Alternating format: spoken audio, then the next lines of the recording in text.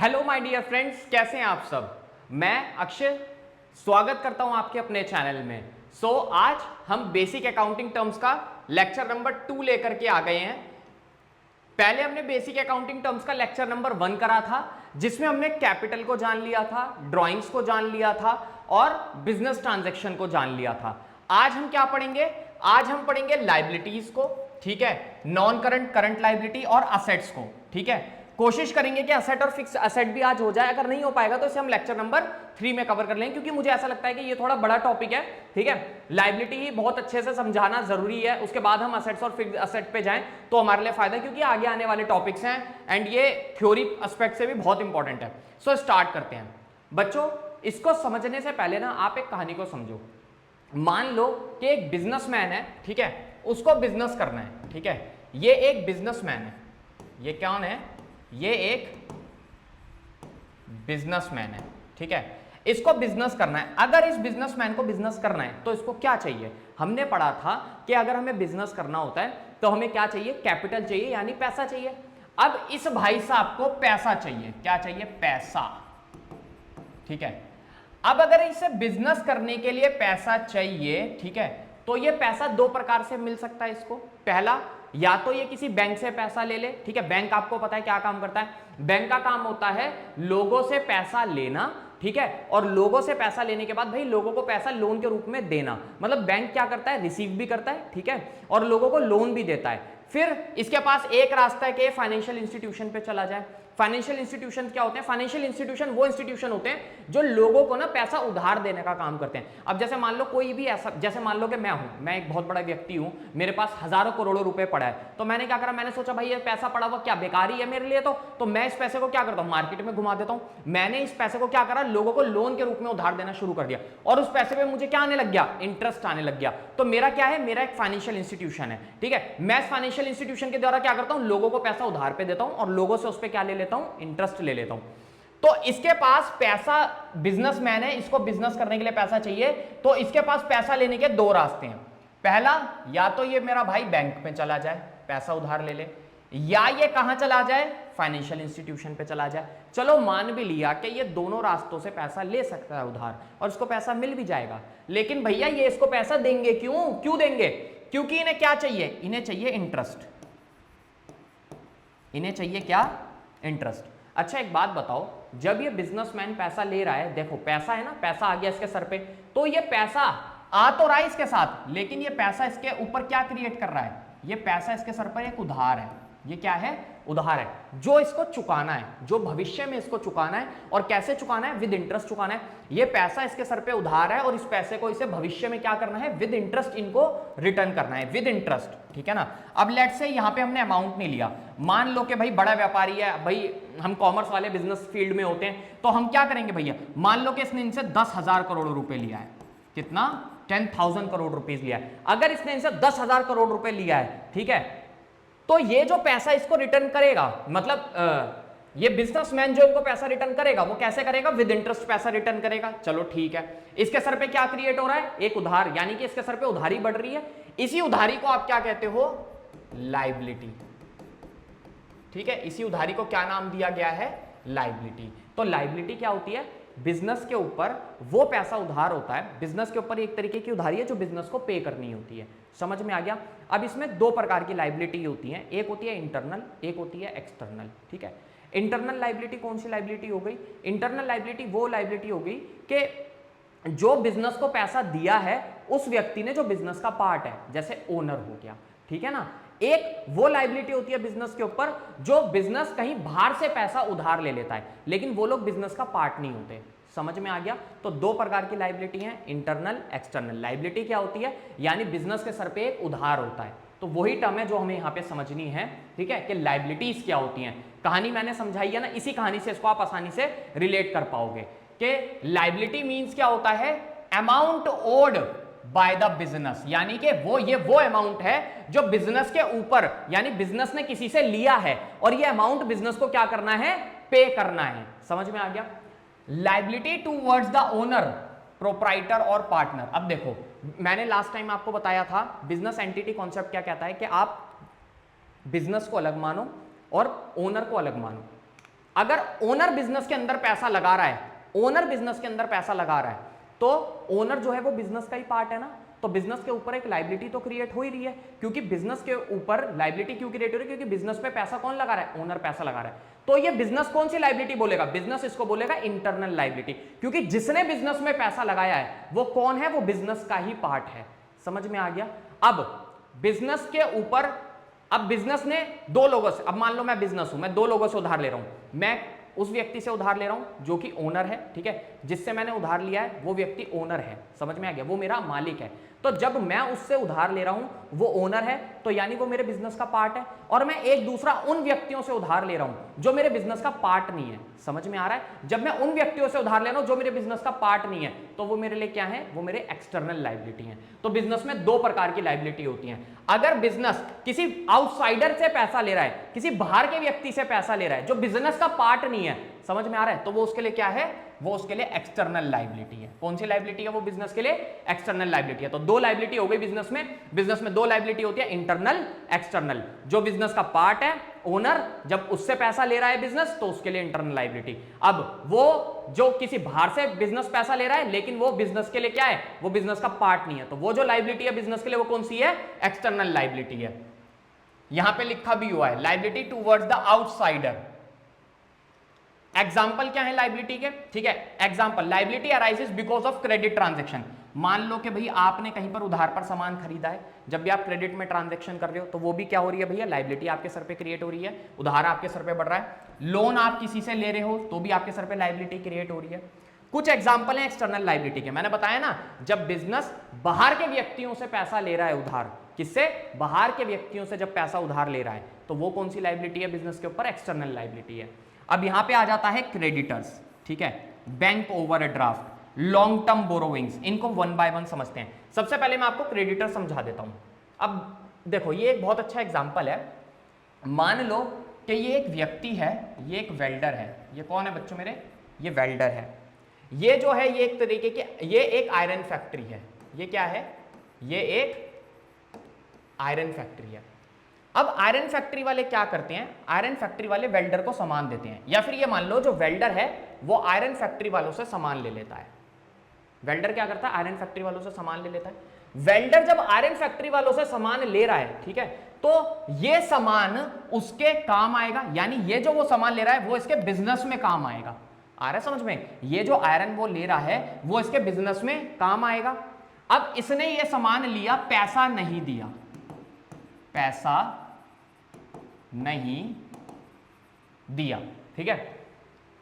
Welder ने iron factory वालों से सामान लिया, जब सामान लिया तो इसने उनको पैसा नहीं दिया। अब वेल्डर इनको क्या बोलेगा, वेल्डर इनको बोलेगा क्रेडिटर।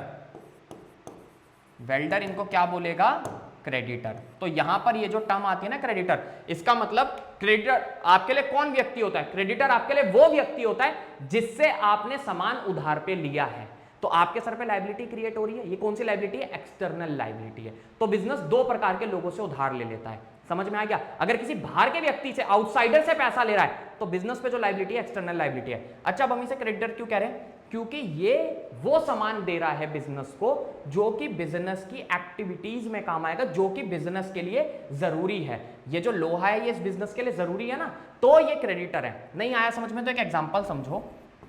मान लो कि भैया मैं एक बहुत बड़ा समोसे की शॉप है, ठीक है, बहुत बड़े समोसे का स्टॉल है, बहुत बड़ा, ठीक है, काफी अच्छा उनका रेस्टोरेंट है जो चलता है। अब समोसे वाले अंकल क्या करते हैं, समोसे वाले अंकल उधार पे सामान लेते हैं।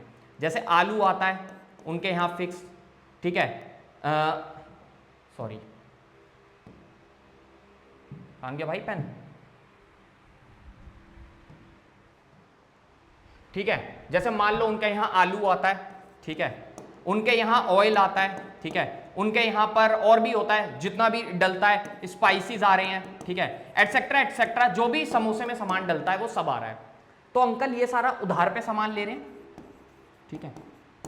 अब अंकल ने क्या करा, अपने स्टॉल के अंदर, मतलब जो भी उन्होंने जगह खोली हुई है उसके अंदर उन्होंने एसी भी लगवाया है, ठीक है, उन्होंने एसी भी लिया है, ठीक है, इन्होंने सामान लिया है, ठीक है, और एसी भी लिया। अब इसमें से बताओ इनके लिए क्रेडिटर कौन है, क्रेडिटर ये लोग हैं, ठीक है ना, जो भी उन्हें आलू, ऑयल, स्पाइसेस एक्सेट्रा जो भी उनको सामान दे रहे जो कि उनके समोसे बनाने के काम में आएगा, उनका मेन काम समोसे बनाने का है, तो वो सामान अगर कोई आपको दे रहा है जो कि आपके बिजनेस में काम आएगा, जो कि आपके बिजनेस के लिए इंपॉर्टेंट है, समझ में आ रहा है, तो वो व्यक्ति आपके लिए क्या है, क्रेडिटर है। समझ में आ गया। और ये कौन है, ये जो एसी दे रहा है। अब भैया एक बात बताओ, समोसे वाले अंकल का एसी ना होने से भी तो काम चल जाएगा ना, लेकिन ये सामान होने से तो काम नहीं चलेगा। तो जो एसी इनको दे रहा है ये इनके लिए क्रेडिटर नहीं है, ये इनके लिए वेंडर होगा, ठीक है, जो कि आप क्लास 12th में पढ़ोगे। बस इतना याद रखना कि यहाँ पे क्रेडिटर किनको कहते हैं। क्रेडिटर हमारे लिए वो लोग होते हैं जो हमें वो सामान देते हैं जो कि हमारे बिजनेस के लिए इंपॉर्टेंट होता है, यानी ये वो सामान होता है जिससे हमारा बिजनेस चलेगा, ठीक है, इस सामान से हमारा बिजनेस चल पाता है। तो हम जब भी वो सामान ले रहे हैं किसी व्यक्ति से जो जिसका हम बिजनेस करते हैं, ठीक है, जो हमारे बिजनेस में काम आएगा, ठीक है, जिससे हमारा बिजनेस चलेगा, वो व्यक्ति हमारे लिए क्रेडिटर होता है, जिस व्यक्ति से हम वो सामान ले रहे होते हैं। वैसे तो क्रेडिटर सभी को बोल देते हैं जो आपको उधार दे रहा है, लेकिन मैंने यहाँ पे एक टर्म आपको समझा दिया कि क्रेडिटर उन व्यक्तियों को बोलते हैं जो हमें वो सामान देते हैं जिसका हम काम कर रहे होते हैं, ठीक है ना, वो सामान जो हमें सप्लाई करते हैं वो हमारे लिए क्रेडिटर होते हैं। बस तो क्रेडिटर बैंक ओवरड्राफ्ट, देखो बैंक ना दो प्रकार के अकाउंट देता है, एक होता है सेविंग अकाउंट और एक होता है बैंक में करंट अकाउंट। तो बैंक का जो सेविंग अकाउंट होता है, कौन सा अकाउंट होता है, सेविंग अकाउंट। सेविंग अकाउंट ना फैसिलिटी नहीं देता, अगर 10,000 हैं तो आप बैंक से 10,000 निकाल सकते हो।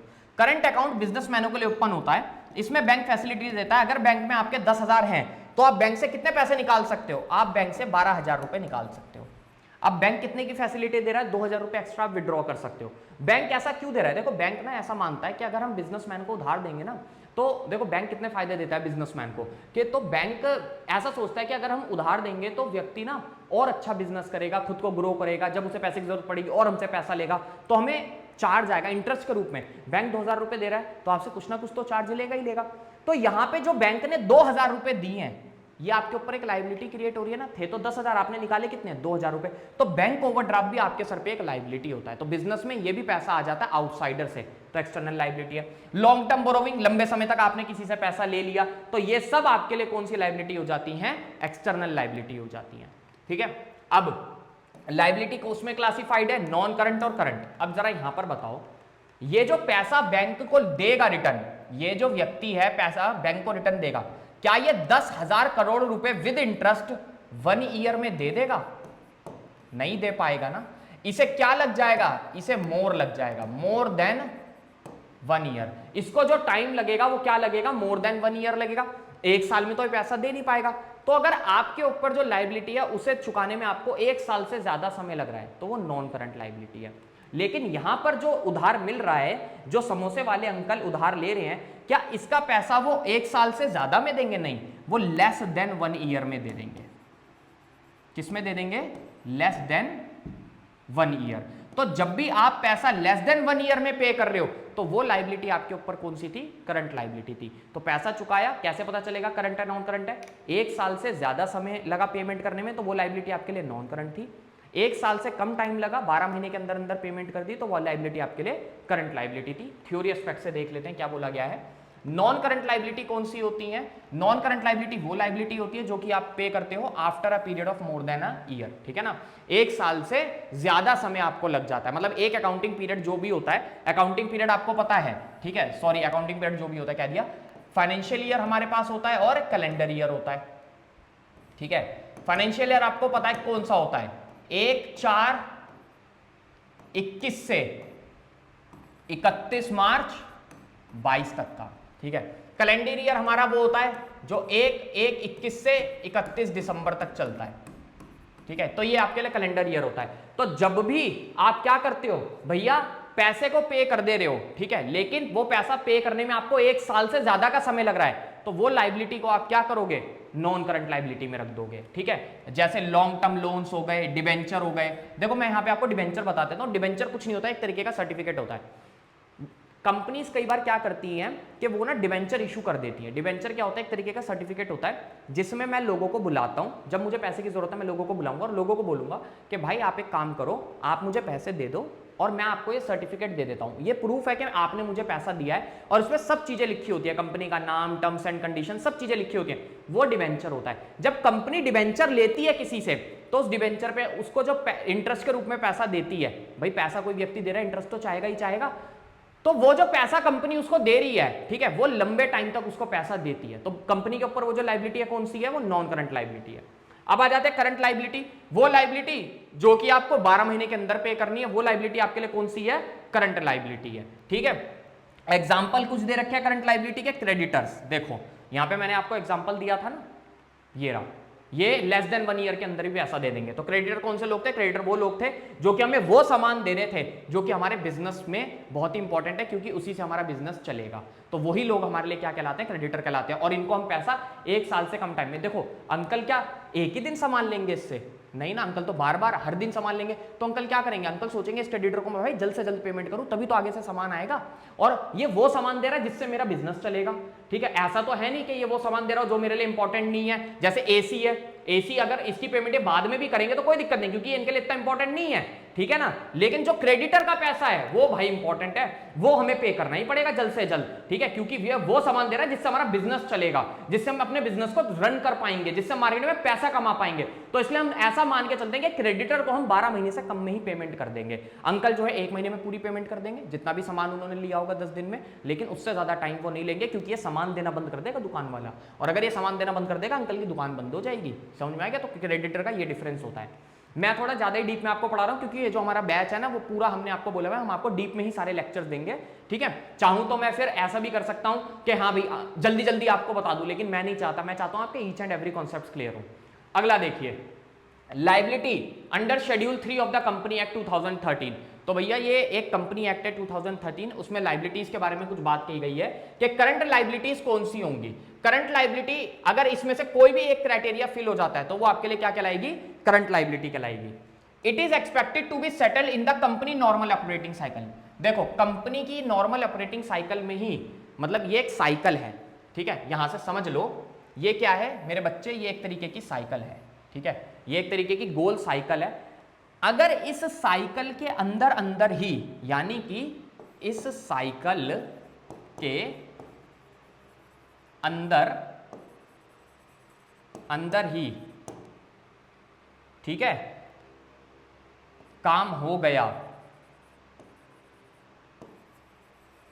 ठीक है, तो करंट लायबिलिटी, नहीं हुआ तो ठीक है नॉन करंट लायबिलिटी। हर कंपनी की अपनी ऑपरेटिंग साइकिल होती है, उस साइकिल के अंदर काम हो गया करंट लायबिलिटी, उस साइकिल से ज्यादा लग गया नॉन करंट लायबिलिटी। बहुत इजी टर्म है, ऑपरेटिंग साइकिल का मतलब समझते हैं। मान लो मेरा एक फर्नीचर का शोरूम है, क्या है बच्चों, मेरा फर्नीचर का शोरूम, ठीक है। अब मेरा फर्नीचर का जो शोरूम है इसमें मैं क्या करता हूं, मैं बहुत सारा मटेरियल लेकर के आता हूं, मैं वुड लेकर के आया, पेंट लेकर के आया, हैंडल्स लेकर के आया, लॉक लेकर के आया। फर्नीचर बनाने के लिए बहुत सारी चीजें चाहिए होती है ना, तो मान लो कि भैया मैं वुड लेकर के आया, वो मेरे लिए क्या है, रॉ मटेरियल है। आज ये पेन का पॉइंटर स्लो क्यों चल रहा है पता नहीं, ठीक है।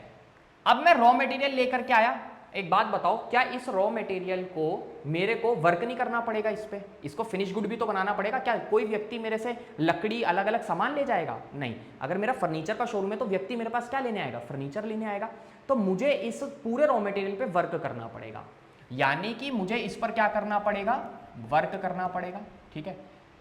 जब मैं इस पर वर्क करूंगा, यानी कि अभी इस पर काम चल रहा है, वर्क इन प्रोग्रेस है, ठीक है, वर्क इन प्रोग्रेस, ठीक है, खूब इस पर काम होगा, अभी काम चल रहा है, वर्क इन प्रोग्रेस है, काफी टाइम लगेगा, ठीक है, लकड़ी लेकर के आना, वर्क करना उस पर, मान लो इस पे मुझे 3 महीने लग गए, और अभी भी वर्क इन प्रोग्रेस है, काम चलते चलते, क्योंकि शोरूम है ना, बहुत कुछ बनेगा, सोफा बनेगा, बेड बनेगा, और टेबल्स बनेंगी, अलमीरा बनेंगी, बहुत कुछ सारी चीजें हैं, सब चीजों पे वर्क इन प्रोग्रेस हुआ, और होने के बाद एक क्या बन गया, फिनिश गुड बन गए, फिनिश्ड गुड, ठीक है। अब इस फिनिश गुड को बनने में मान लो लेट्स से कि हमारे पास 4 महीने का टाइम लग गया, टोटल हमारे पास 4 महीने का टाइम लग गया। अब फिनिश गुड बनने के बाद क्या होगी, अब भैया मैं लेकर के आया हूं तो मैं इसे क्यों लिया है, मैंने इसे सेल करने के तो लिया है, क्योंकि इस सामान को मैं फिनिश गुड में कन्वर्ट करके किस में कन्वर्ट कर रहा हूं, कैश में कन्वर्ट। सामान जब भी कोई व्यक्ति लेता है किस लिए लेता है, उसे कैश में कन्वर्ट करने के लिए, ताकि इस सामान से मैं क्या बना लूं, पैसा बना लूं। तो मैंने सामान लिया, वर्क किया उस पर, फिनिश गुड बनाया। अब मैं मान लो कि इसको क्या करूंगा, इस पॉइंट पर आके सेल करूंगा। क्या करूंगा, सेल करूंगा, यानी कि इसको कंज्यूमर्स तक पहुंचाऊंगा। ठीक है, ये सामान कहां तक जाएगा, कंज्यूमर्स तक जाएगा। ठीक है, सेल होगा, यानी फिनिश गुड के बाद मान लो कि सेल होने में, पूरी तरीके से सेल होने में, मेरे हाथ में पैसा आने में 5 महीने का टाइम और लग गया। ठीक है, कितने महीने का टाइम लग गया, 5 महीने का टाइम लग गया। ठीक है, तो अब गिन लो जरा, रॉ मटेरियल मैंने लिया, उस रॉ मटेरियल पे वर्क किया, फिनिश गुड बनाया, फिनिश गुड बना के मैंने उसे सेल करा, और सेल करके भैया मेरे पास क्या आ गया, कैश आ गया। ठीक है, तो ये मेरे कंपनी के लिए क्या हो गई, एक ऑपरेटिंग साइकिल होगी। ऑपरेटिंग साइकिल का मतलब क्या होता है, जब भी हमने असेट को एक्वायर किया, असेट को एक्वायर करने से उसे कैश में कन्वर्ट करने में जितना भी मुझे टाइम लगा है, ठीक है, उसे कैश में कन्वर्ट करने में मुझे जितना भी टाइम लगा है, वो मेरे लिए क्या है, मेरी ऑपरेटिंग साइकिल है। हर कंपनी की ऑपरेटिंग साइकिल अलग अलग होती है। ठीक है, अब जैसे मान लो यहां पे 5 महीने लगे, ठीक है, 5 4 9 9 और 3 12 हो गए। ठीक है, तो यहां पर क्या, कितने महीने की ऑपरेटिंग साइकिल हो गई मेरी, 12 मंथ की। कितने महीने की ऑपरेटिंग साइकिल हो गई मेरी, 12 मंथ की। हर कंपनी की ऑपरेटिंग साइकिल अलग अलग होती है। कोई कंपनी असेट्स को एक्वायर करती है, ठीक है, और उसे कैश में, देखो ये सारा सामान जितना भी ये है ना इनके पास, ठीक है, अभी के लिए तो भैया इनके लिए क्या है, असेट्स है, क्योंकि भैया ये किस में कन्वर्ट हो रहा है, कैश में कन्वर्ट हो रहा है। ठीक है, इससे इनको क्या आ रहा है, पैसा आ रहा है। तो हर कंपनी, देखो यहां पे लिखा हुआ है, ऑपरेटिंग साइकिल का मतलब क्या होता है, time between the acquisition of an assets, ठीक है, for processing and its conversion into cash. ठीक है, जितना भी उनको टाइम लगे किसी भी, यहां पे लिखा हुआ है ना, हाँ सही है। ठीक है, तो ऑपरेटिंग साइकिल का मतलब क्या है, किसी भी कंपनी को जो टाइम लग रहा है असेट को एक्वायर करने से उसे कैश में कन्वर्ट करने में, जो भी उसे टाइम लग रहा है, वो उसके लिए क्या होती है, कंपनी की ऑपरेटिंग साइकिल होती है। सब कंपनी के अलग है। इसकी 12 महीने, अगर मैं यहां पे टाइम कम कर देता तो हो सकता है इसकी 9 महीने हो जाती, हो सकता है इसकी 10 महीने हो जाती, हो सकता है इसकी 11, बढ़ा देता तो हो सकता है इसकी 16 महीने 18 महीने हो जाती। तो हर कंपनी की ऑपरेटिंग साइकिल अलग अलग होती है। इसी ऑपरेटिंग साइकिल के अंदर ही काम हो गया, यानी कि इसी ऑपरेटिंग साइकिल के अंदर ही अगर लायबिलिटी चुका दी गई तो वो आपके लिए कौन सी लायबिलिटी है, करंट लायबिलिटी है। लेकिन इस ऑपरेटिंग साइकिल में काम नहीं हुआ, यानी कि ज्यादा लग गया लायबिलिटी चुकाने में ऑपरेटिंग साइकिल से। जो भी कंपनी की ऑपरेटिंग साइकिल है मेजरली 12 महीने की दे रखी होती है आपको, अगर नहीं दे रखी, ठीक है, सॉरी, कई बार ज्यादा की भी दे रखी होती है, अगर नहीं दे रखी होती 12 महीने मानते हैं। ठीक है ना, तो अगर इस ऑपरेटिंग साइकिल से ज्यादा टाइम लग गया तो वो आपके लिए नॉन करंट लायबिलिटी होती है, बस इतना याद रखना। और ऑपरेटिंग साइकिल मैंने बता दिया, असेट को लेने से उसे कैश में कन्वर्ट करने में किसी भी कंपनी को जो टाइम लग रहा है, एसेट के आने तक, एक्विजिशन ऑफ एसेट से जो भी टाइम उसे लगा किस में कन्वर्ट करने में, कैश में कन्वर्ट करने में, ठीक है, वो उसकी ऑपरेटिंग साइकिल होती है। ऑपरेटिंग साइकिल अगर नहीं दी हुई है तो आप उसे कितना मानो, 12 महीने मानो।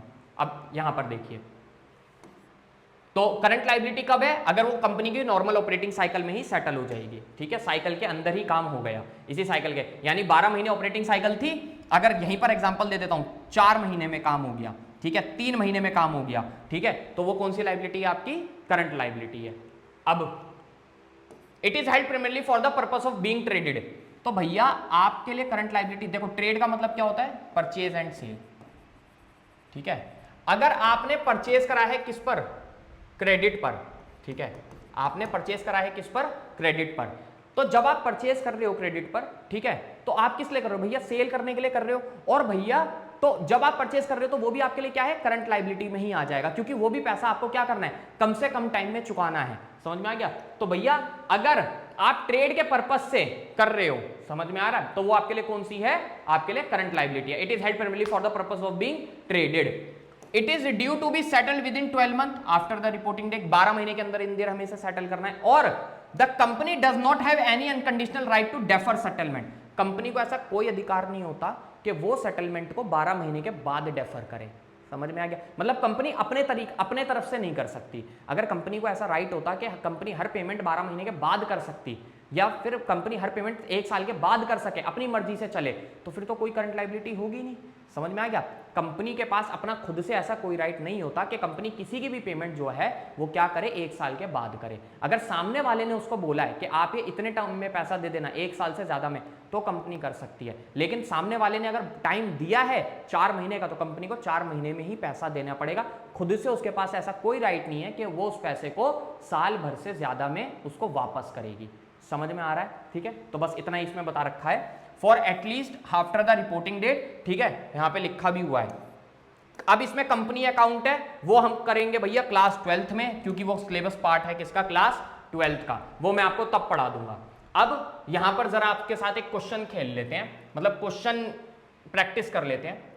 अगर आपको ऑपरेटिंग साइकिल अगर आपको ऑपरेटिंग साइकिल दी गई है 6, 7, 8, 9, 10, 11, तो वहां पर यानी कि 12 से कम, अगर आपको ऑपरेटिंग साइकिल क्या दी गई है, 12 से कम दी गई है,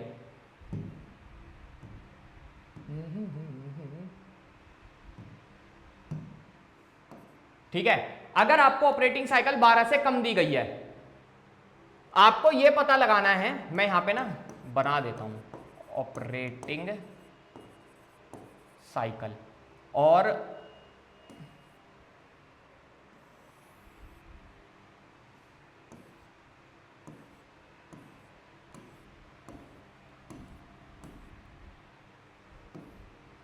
चार आपको लास्ट में होमवर्क में दे दूंगा, लो 5 ले लेना होमवर्क में। ठीक है, इसका जवाब देना, बताना आप कमेंट में। ऑपरेटिंग साइकिल दे रखी है और टाइम पीरियड दे रखा है।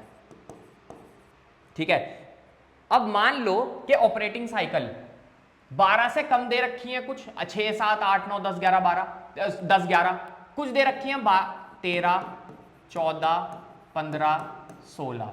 ठीक है, वैसे इतनी दे नहीं रखी होती, एंड सो ऑन। ठीक है, लास्ट टू लास्ट मैं एग्जांपल के तौर पे ले रहा हूं, मैंने तो ज्यादातर क्वेश्चन में इसमें इससे ज्यादा नहीं देखी। ठीक है ना, तो अब देखो, मान लो कि ऑपरेटिंग साइकिल आपको दे रखी है 8 और पीरियड आपको टाइम लग गया 12 का। ठीक है, अब आपको यह पता लगाना है कि ये करंट लायबिलिटी है, मैं यहां पे लिख देता हूं करंट, ठीक है, या नॉन करंट लायबिलिटी। ठीक है, सिंपल सी चीज है, कंपनी की ऑपरेटिंग साइकिल है। ठीक है, यानी कंपनी जो काम कर लेती है, एसेट को लेकर उसे कैश में कन्वर्ट करने में कितना टाइम ले रही है, 8 महीने ले रही है। ठीक है, लेकिन अब यहां पर उसको यह पता लगाना है कि ये उसकी करंट लायबिलिटी है, नॉन करंट लायबिलिटी है। जब भी आपको 12 से कम की ऑपरेटिंग साइकिल दी गई हो, तो आप मैच करने के लिए 12 को ही बेस मानना। क्या मानना, 12 को ही बेस। 12 से कम ऑपरेटिंग साइकिल है तो भूल जाओ उस नंबर को, इसको भूल जाओ, इसको भूल जाओ। किसको देखो, 12 को देखो। अगर 12 के अंदर अंदर ही टाइम पीरियड में काम हो गया तो वो आपकी करंट लायबिलिटी है। कौन सी लायबिलिटी है, करंट लायबिलिटी है। दोबारा एक्सप्लेन करता हूं, 12 से कम नंबर दे रखा है ऑपरेटिंग साइकिल का, तो उसको भूल जाओ, सिर्फ आप किसको देखो, 12 को देखो। 12 से कम नंबर दिया हुआ है ऑपरेटिंग साइकिल में, 8 दिया हुआ है, इसको भूल जाओ। ठीक है, अगर 12 से कम नंबर है तो किसको देखोगे, 12 को देखोगे। ठीक है, अब अगर 12 से कम में काम हो रहा है या 12 के अंदर ही काम हो रहा है, तो वो लायबिलिटी कौन सी है, करंट लायबिलिटी है। कौन सी लायबिलिटी है, करंट, यानी ऑपरेटिंग साइकिल के अंदर ही काम हो गया तो कौन सी लायबिलिटी, करंट लायबिलिटी। एक और एग्जांपल लेता हूं, यहां पे 11 है ऑपरेटिंग साइकिल और यहां पर है 10। अब 12 से कम नंबर है तो इसको भूल जाओ, किसको देखो, 12 को देखो। 12 से कम टाइम में ही काम हो गया ना, जो पीरियड लगा काम करने में वो कितना लगा, कितना लगा, 10 ही लगा ना। ठीक है, तो यहां पर कितनी आ जाएगी आपकी करंट लायबिलिटी। अब एग्जांपल देखो, मान लो कि भैया आपको यहां पर मैं दे देता हूं 13, 14, 15, 16, हमने ये एग्जांपल लिया। ठीक है, अब अगर 12 से ज्यादा नंबर है तो फिर इन्हीं को देखो, फिर इसी नंबर को देखो। अगर इस नंबर के अंदर ही काम हो जाए तो करंट लायबिलिटी, इस नंबर से ज्यादा टाइम लग जाए नॉन करंट लायबिलिटी। एग्जांपल दूं, 13 दे रखा है, टाइम 16 का लग गया। ऑपरेटिंग साइकिल कितने की थी, 13 की थी, टाइम कितना लग गया, 16। कौन सी लायबिलिटी, नॉन करंट लायबिलिटी। नहीं आया समझ, अगला समझो, 14 महीने की ऑपरेटिंग साइकिल है। ठीक है, टाइम लग गया 13 महीने का, ऑपरेटिंग साइकिल से कम टाइम लग रहा है, कौन सी लायबिलिटी, करंट लायबिलिटी। ठीक है, 15, ठीक है, ऑपरेटिंग साइकिल 15 की दे रखी थी। टाइम जो लग रहा है, ठीक है, टाइम जो आपको लग रहा है वो कितने का लग रहा है? टाइम आपको लग रहा है, ठीक है, टाइम जो आपको लग रहा है वो लग रहा है 17 का। ऑपरेटिंग साइकिल से ज्यादा का टाइम लग रहा है, कौन सी लायबिलिटी? Non current liability. 16 भैया मान लो 18 महीने का, ज्यादा टाइम लग गया ऑपरेटिंग साइकिल से ज्यादा, नॉन करंट लायबिलिटी, ठीक है। अब उसी तरह यहां पे मैं एग्जांपल दे देता हूं 12 का, ठीक है, 13 का, 14 का, 18 का। अब नीचे मैं नंबर लिख दूं, 12 दे रखी है, ऑपरेटिंग साइकिल 12 ही दे रखी है ना, यानी 12 के बराबर ही है, और जो प्रोडक्ट को प्रिपेयर करने में टाइम लगा वो 11 लग गया, यहां पे 16 लग गया, यहां पे 13 लग गया, यहां पे 16 लग गया। ये 4 आपके होमवर्क है, ठीक है। इसे आप मेरे को कमेंट में जवाब देना कि आपका ये करंट होगी, नॉन करंट होगी, करंट होगी या नॉन करंट होगी, ठीक है। तो आज ऑपरेटिंग साइकिल और करंट नॉन करंट लायबिलिटी मैंने आपको समझा दिया, सिंपल सी टर्म है। लास्ट में क्विक रिवीजन दे रहा हूं, अगर 12 से कम नंबर दिया हुआ है ऑपरेटिंग साइकिल में, समझे, 12 से कम, तो उस नंबर को भूल जाओ, 12 को देखो। अगर 12 के बराबर ही टाइम लिया है कंपनी ने, ठीक है, या 12 से कम टाइम लिया है, समझ में आ रहा है, 12 से कम टाइम लिया है तो वो उसके लिए करंट लायबिलिटी है। अगर 12 से ज्यादा टाइम लिया है कंपनी ने तो वो उसके लिए नॉन करंट लायबिलिटी है। समझ में आ गया? जब भी 12 से कम नंबर होगा 12 को ही बेस मानेंगे, देखेंगे कि उसे टाइम पीरियड कितना लगा, 12 से कम लगा तो करंट, 12 से ज्यादा लगा नॉन करंट। और 12 से ज्यादा वाला नंबर दिया हुआ है 13, 14, 15, 16, 17 ऑपरेटिंग साइकिल में, तो फिर उसी को मानेंगे, उसी को देख करके नंबर को पता लगाएंगे, उस नंबर के अंदर काम हो गया करंट, उस नंबर से ज्यादा लग गया नॉन करंट। सिंपल है, ठीक है। तो करंट लायबिलिटी और नॉन करंट लायबिलिटी बता दिया। आज के लिए इतना ही रहेगा, ठीक है। अगली क्लास में हम असेट्स का कर लेंगे, जो भी असेट का पार्ट है, करंट नॉन करंट, और वहां पर कोशिश करेंगे कि आपका और भी आगे का कवर हो जाए। लेक्चर नंबर 2 है, 1 हो गया, 2 हो गया, लेक्चर नंबर 3 लेकर के आते हैं, उसके अंदर भी पार्ट को कवर करेंगे बिल्कुल डिटेल में। इसमें कोई भी पार्ट अगर नहीं समझ में आया या किसी में भी डाउट लगता है, उसको कमेंट करो, उसको बताओ, मैं उसका अलग से डाउट सेशन ले लूंगा और अच्छे से डिटेल में आपको टॉपिक समझा दूंगा। वीडियो को शेयर करो, चैनल को सब्सक्राइब करो, मैं आपको डिटेल में ही सारे लेक्चर अभी डिलीवर करता रहूंगा, जितने भी हैं कोशिश करूंगा जल्द से जल्द आपका सिलेबस उस पैटर्न पे कवर हो जाए, फिर आगे अभी तो डाउट सेशंस भी आपके लेने हैं, ठीक है बच्चों। और इसी तरीके से हमें सपोर्ट करते रहो, क्योंकि जैसे जैसे आप सपोर्ट करोगे ना, हमारा मोटिवेशन बढ़ेगा और मैं बहुत अच्छे से आपको और भी आगे अच्छा पढ़ा पाऊंगा। So subscribe to the channel, like the video and share also. मिलता हूं आपसे लेक्चर नंबर 3 में, तब तक अच्छे से पढ़ते रहो और बहुत अच्छी से अपने शेड्यूल को मैनेज करो, और जितना भी आपका सिलेबस का अभी चैप्टर कवर हो रहा है उसको अच्छे से रिवाइज करो और बुक से जरूर पढ़ लेना। तब तक के लिए बाय बाय।